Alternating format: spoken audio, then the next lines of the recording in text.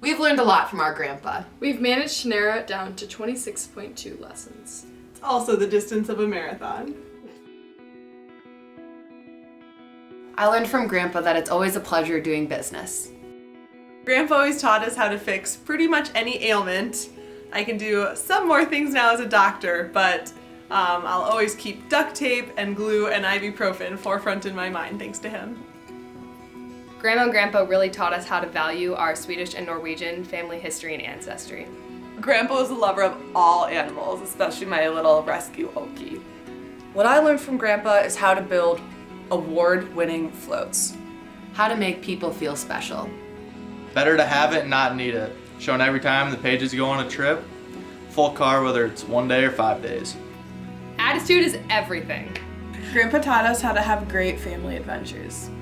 Our last conversation together with our grandpa was when we told him we were going to San Francisco on a little sister trip, and he told us all about his big family road trip he took with him, Grandma, and the kids in their big old bus to San Francisco along the coast. When making tough decisions, Grandpa always taught us to ask, what's the worst that can happen?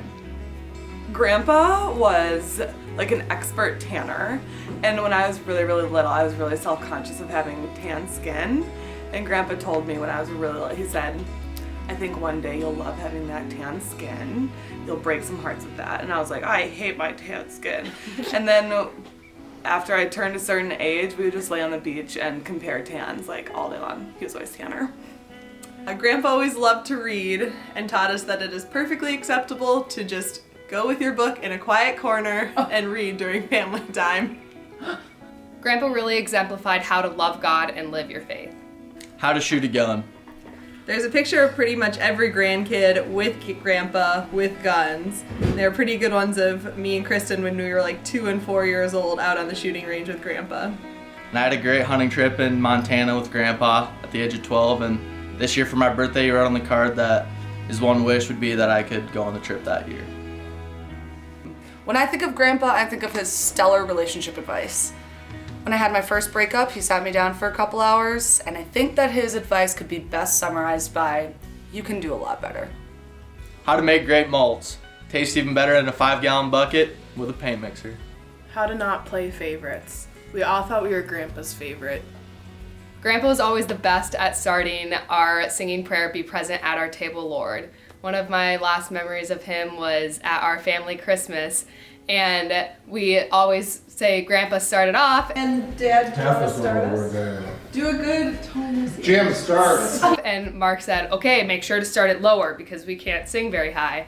And he goes, B. Start us. You're starting. Start a little lower. 3, 2, 1.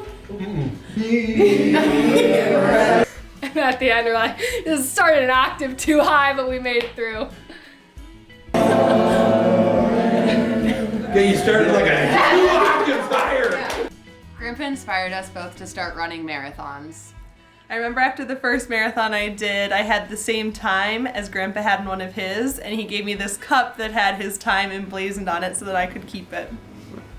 I'm still trying to beat Grandpa's fastest time, but yeah, you're kind of close getting Not there. close at all. He also ran like 30,000 miles during his lifetime is what my mom estimates, so we probably have like 26,000 to go. We're getting there. Grandpa always looked great in pictures. He taught us how to be so photogenic.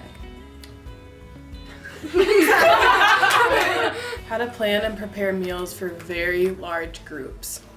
I also learned how to write a really great, thoughtful, all-encapsulating, sentimental letter. Hi, I'm Kristen. I'm an alcoholic. No, but actually I learned a lot about sobriety from Grandpa. We got sober like 25 years apart, and love and tolerance is our code. He exemplified that more than anyone I know. And every time I saw him or we got together for holidays or whatever, he'd say, how many days do you have? It's kind of our secret club. He exemplified the way to live in sobriety. There's always room for sweets, especially Oreos. Grandpa taught us how to stay fit. At Corn Capital Days every year, he rarely gave us a choice on if we wanted to do the run and the triathlon when we were younger. He always helped us and coached us through this process. The power of great genetics. And what's the point to? His body fat percentage.